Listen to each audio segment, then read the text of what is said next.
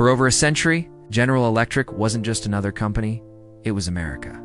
Its engines powered airplanes. Its machines powered hospitals. Its technology lit cities.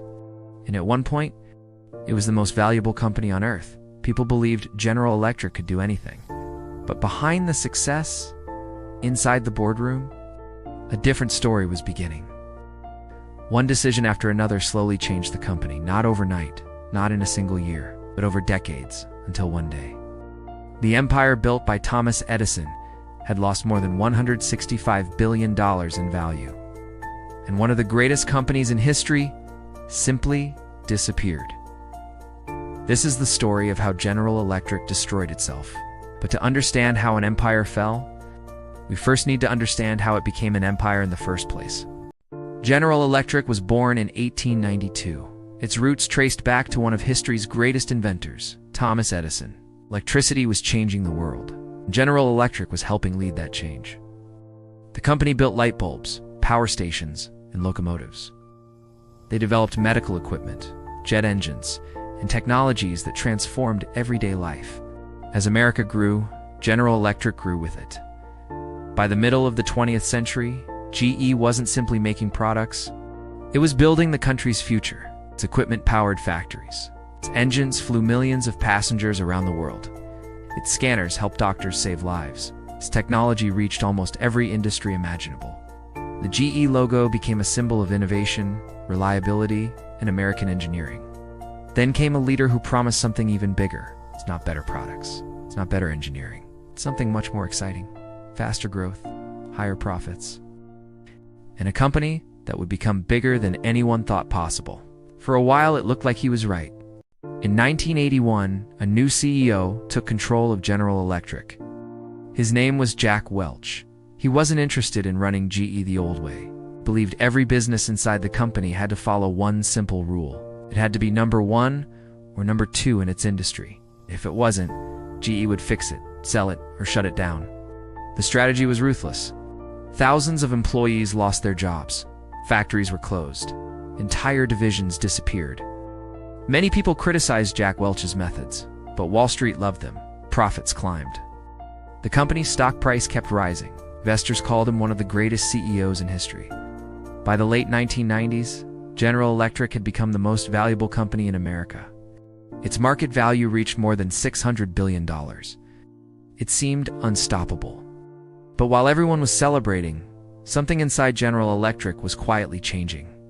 The company was making less money from building products and more money from something completely different. Money itself. And that single shift would change the future of General Electric forever.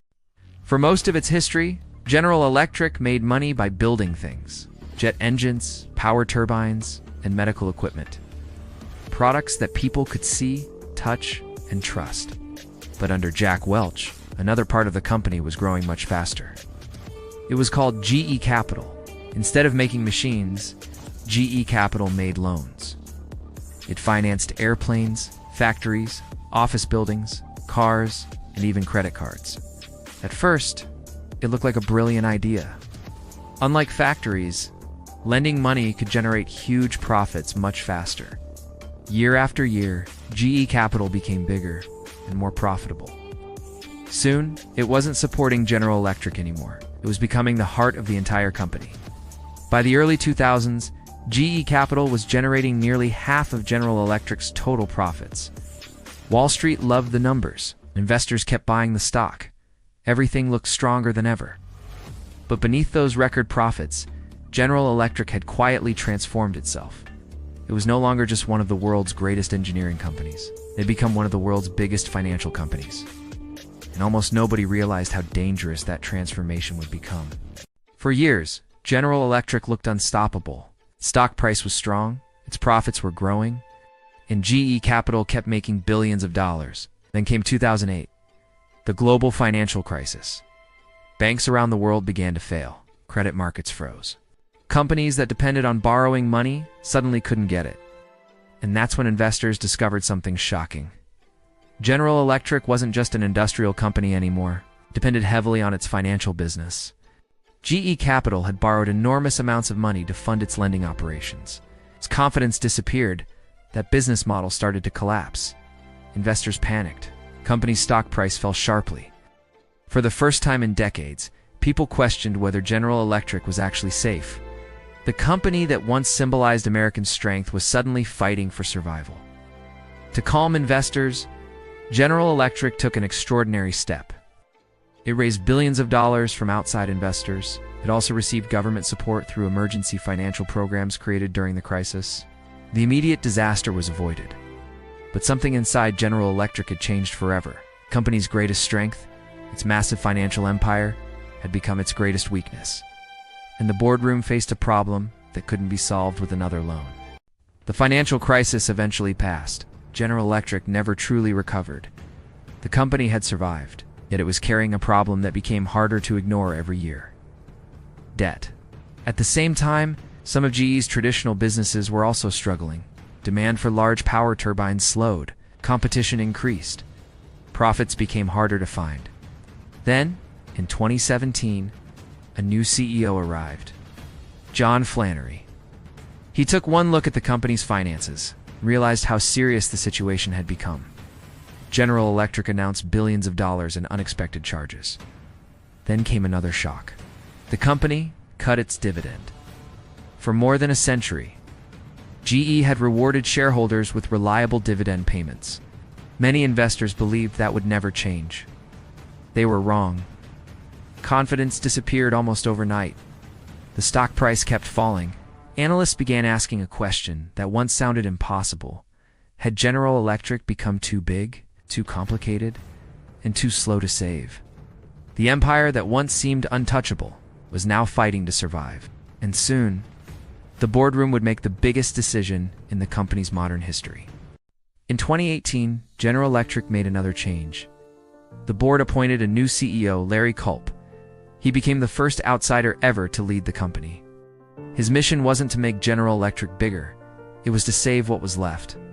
One by one, GE began selling businesses that had once defined the company: healthcare, transportation, lighting, businesses that had carried the GE name for generations.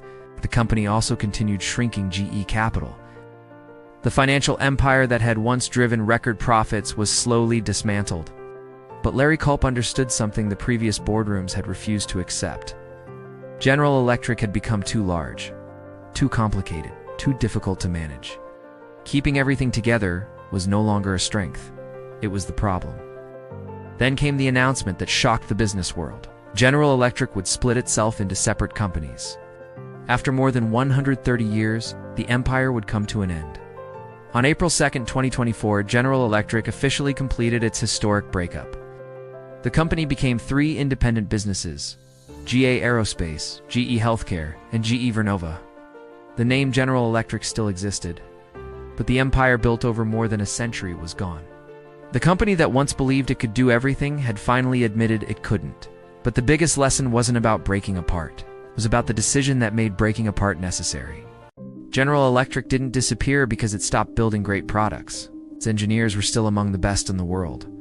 Its jet engines still powered aircraft. Its medical technology still helped save lives. The problem wasn't engineering. The problem was the boardroom. Over many years, General Electric slowly moved away from the business that made it great. Instead of focusing on building world-class products, it focused on making faster financial profits. For a while, that strategy made the company look unstoppable. Investors celebrated. The stock price climbed. The executives were praised. But when the financial system began to fail, the weakness inside General Electric was finally exposed. The company spent years trying to recover, selling businesses, reducing debt, rebuilding trust.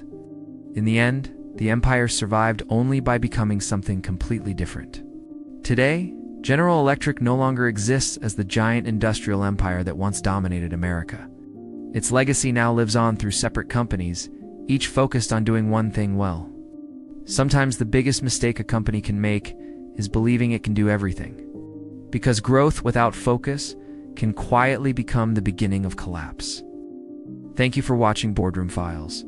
If you enjoyed this video, subscribe for more stories about the biggest boardroom decisions. Because behind every billion-dollar company, there is always one decision that changes everything.